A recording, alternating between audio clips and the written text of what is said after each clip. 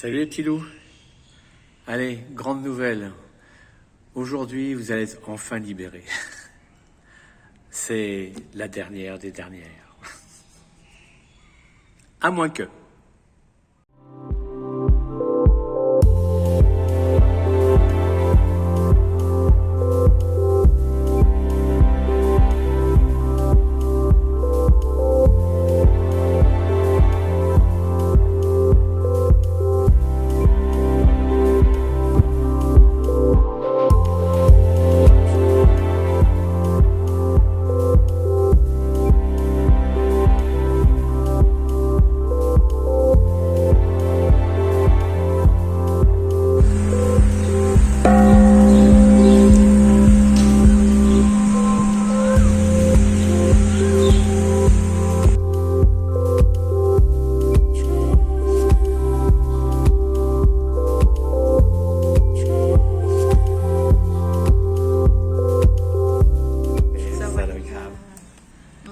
La dame me disait d'ailleurs que ce temple-là, c'était un vieux temple de 300 ans.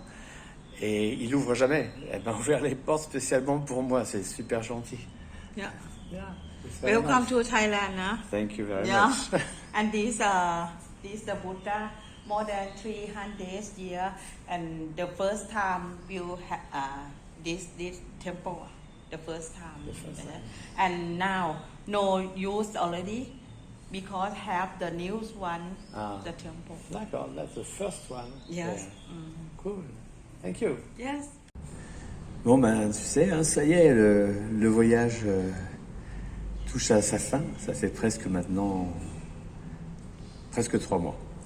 3 mois. Ça a passé très vite, en fait. C'est passé très vite parce que j'ai eu contact régulier avec mes proches et ma chérie sur WhatsApp. C'est que le lien n'est jamais vraiment interrompu. Donc, le temps passe beaucoup plus vite.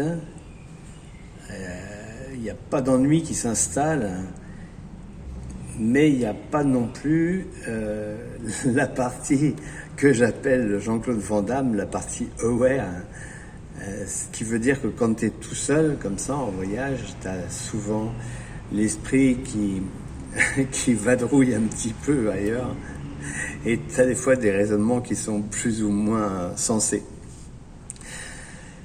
Donc, ouais, presque 3 mois. Un grand merci à ma chérie, particulièrement, qui me laisse cette grande liberté de partir aussi longtemps, avec une extrême confiance, sachant que à Pattaya, je suis dans le temple mondial de la prostitution, mais elle a rien à craindre. Je sais tout à fait la valeur de ce que j'ai, et que l'herbe n'est pas vraiment plus verte ailleurs.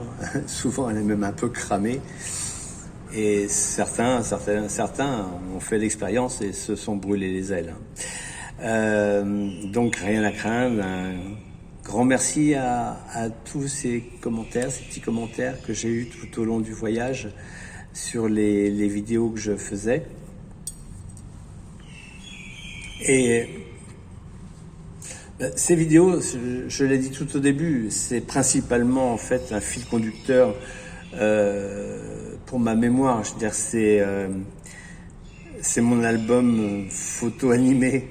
C'est-à-dire que après, quand je suis tout seul à la campagne chez moi, au bout d'un mois, 15 jours, 2 ans, 3 ans, je peux me refaire quelques projections privées. Et du coup, je replonge immédiatement dans le bain.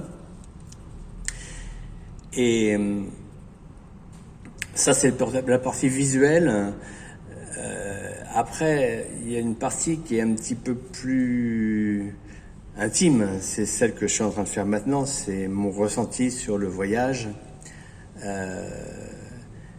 Et là, on arrive à un moment où je suis un peu perdu. Je suis un peu perdu. La Thaïlande a un peu changé. Les gens ont certainement beaucoup souffert pendant la période Covid. Commercialement, ils ont pris un sacré coup quand même déjà. Et je les trouve un petit peu moins souriants, mais toujours quand même par rapport à nos chers compatriotes, ça n'a rien à voir. Sinon, ce que j'ai regretté énormément, mais énormément, c'est la nourriture ici, thaïlandaise, parce que alors c'est peut-être pas très varié ce que je mange, parce que c'est souvent dans les petits restos de rue, hein. Donc c'est toujours à base de porc, de poulet, de riz, de pâtes.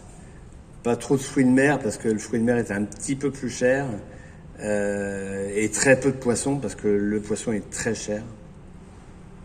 Donc si je veux respecter mon budget, parce que partir 3 mois c'est bien gentil, mais il faut aussi que ça soit pas non plus la porte ouverte sur une orgie d'euros.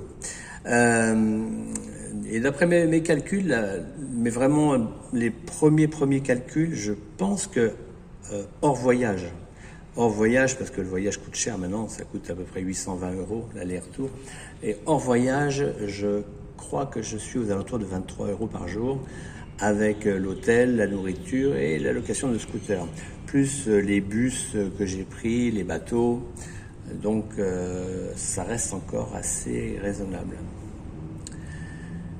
Ce que j'ai regretté aussi, c'est les fruits, quoi. Je veux dire, les mangues, les papayes, les bananes. Je vais pas te faire un exposé sur tout ce que j'ai mangé comme fruits ici, mais c'est une merveille. Et l'autre fois, je te dis, j'ai acheté au marché 9 mangues, une grosse papaye, un ananas,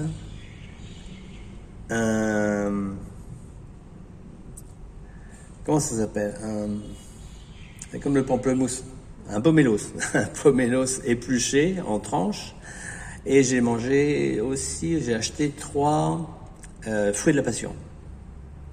Et tout ça pour 210 bahts. Ça te fait quoi? Grosso modo, ça fait 7 €, quoi.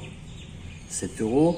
J'ai un petit plaisir de fin de séjour. Je me suis payé un hôtel avec une grande chambre, un lit king size, une salle de bain privée, une toilette privée, un balcon et une piscine. Et un frigo. Donc le frigo, je le remplis de fruits. Et puis comme ça, je me nourris naturellement. Bon, en fait, c'est vraiment un bon séjour. Je suis content. J'ai fait le plein d'énergie. Et ben, j'ai retrouvé dans 2 jours, je vais retrouver